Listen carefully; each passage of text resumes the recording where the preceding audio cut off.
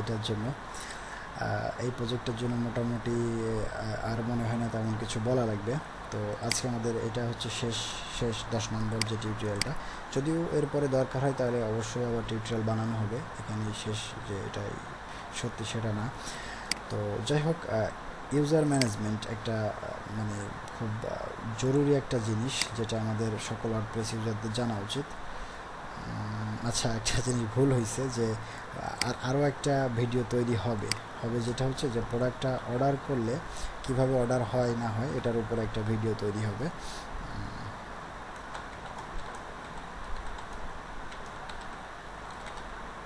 হ্যাঁ, এটার উপর একটা ভিডিও 11 নম্বর তৈরি হবে। তো যাই হোক, এটা এখন মনে পড়লো।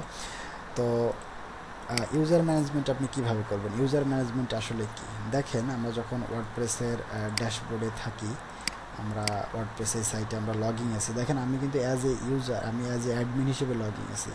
তো আমার প্রোফাইল, আমার এই যে ইউজার নেম পাসওয়ার্ড, এটা ইউজার নেমটা এখানে চেঞ্জ হয় না, তবে আমার যে পাসওয়ার্ডটা যদি চেঞ্জ করার প্রয়োজন হয় তাহলে কিন্তু আমি এখান থেকে এই যে উপর থেকে এই যে এডিট মাই প্রোফাইল, এখানে যদি ক্লিক করি তাহলে কিন্তু আমি আমার প্রোফাইলে চলে যাব, আমার প্রোফাইল এডিটের জন্য চলে যাব। আমি এখান থেকেও যেতে পারি। আমি দেখেন আলাদা ট্যাবে ওপেন করে দিলাম, এই যে এডিট মাই প্রোফাইলে এখানে ক্লিক করলে যেটা ঘটতো সেটা হচ্ছে কি, দেখেন এই যে আমার প্রোফাইলটা, এখানে দেখেন আমি যে সাইটটা ভিজিট করলে যে উপরে কালো বারটা শো করে যখন আমি লগ ইন থাকি, এটা সেটিংসটা হচ্ছে এটা টুলবার, যে এই টুলবারটা দেখাবে কি দেখাবে না। এটাকে যদি আমি টিক উঠাই দিয়ে আমি যদি আপডেট করে দিই, দেখেন এটাকে কিন্তু আমি বাদ দিয়ে দিলাম, এই যে শো টুলবার।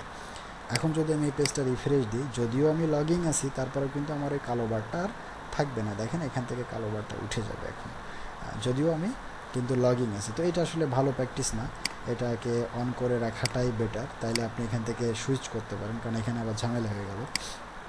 তো এটা একটা ব্যাপার, এটাকে আমি রাখবো।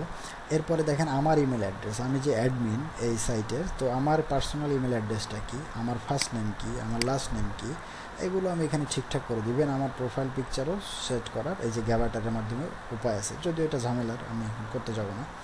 তো এটা একটা ব্যাপারগুলো দেখেন, আমার ফার্স্ট নেম, লাস্ট নেম, আমার ঠিকানা সব কিছুই আমি এখানে দিতে পারি, দিয়ে ফাইনালি আপডেট করে দিতে পারবো। এখানে এই যে আপডেট করে দিলাম, দিলে কিন্তু আমার এটা আপডেট হয়ে গেল। আচ্ছা, এই যে পাসওয়ার্ডের এটা আসলে বলতে মনে নাই, সেটা হচ্ছে এখানে যে আপনি পাসওয়ার্ড চেঞ্জ করবেন কীভাবে। মনে করেন আমার পাসওয়ার্ড এখন 1 2 3 4 5, আমি লগ ইন করছি, ফাইন, বাট আমি এখন চেঞ্জ করতে যাচ্ছি, সেক্ষেত্রে কি করবেন?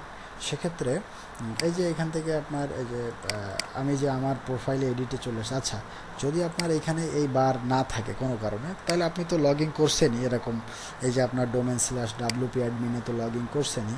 লগ ইন করার পরে আপনি এখান থেকে ইউজার থেকে এই যে ইওর প্রোফাইলে চলে যাবেন। এই ইওর প্রোফাইলে যাওয়াও যা, এখান থেকে এসে এই যে এডিট মাই প্রোফাইলেও কিন্তু তাই, একই বিষয়। তো এখান থেকে দেখেন ইউজার থেকে এই যে ইওর প্রোফাইলে চলে আসবেন। আসার পরে এখান থেকে আপনি এই যে দেখেন পাসওয়ার্ড আপনার যাই ছিল না কোনো সমস্যা না, আপনি যখন জেনারেট বাটনে চাপ দেবেন, এখানে ওরা একটা কঠিন একটা পাসওয়ার্ড জেনারেট করে রাখে, স্ট্রং একটা পাসওয়ার্ড। তো এই কঠিন বা স্ট্রং যে পাসওয়ার্ডটা, এই পাসওয়ার্ডটা আপনাকে ওরা সাজেস্ট করে যে এটা আপনি করেন, এটা আপনি রাখেন। এখন আপনি তো আসলে এটা রাখবেন না, কারণ এটা রাখলে আপনার মনে থাকবে না হয়তো বা।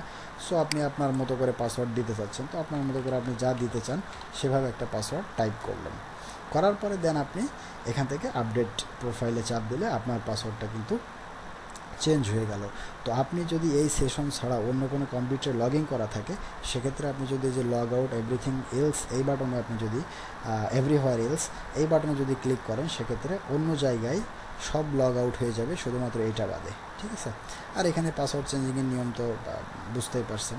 তো এটা একটা ব্যাপার। আর আপনি যখন অ্যাডমিন ইউজার, তখন আপনি কি করতে পারেন দেখেন, আপনি অল ইউজারে ক্লিক করলে, আমি লিভ করি, অল ইউজারে যদি আপনি ক্লিক করেন, সেক্ষেত্রে আপনি আর কতগুলো ইউজার আছে এখানে দেখতে পাবেন। সে আপনার সাইটটা, আপনি একজন অ্যাডমিন, এখন আপনার 5টা কর্মচারী আছে, বা আপনার আরও 2জন অ্যাডমিনিস্ট্রেটর কিন্তু থাকতে পারে, যারা এই সাইটটাকে প্রোডাক্ট দিবে, প্রোডাক্ট রিমুভ করবে, অর্ডার প্রসেস করবে।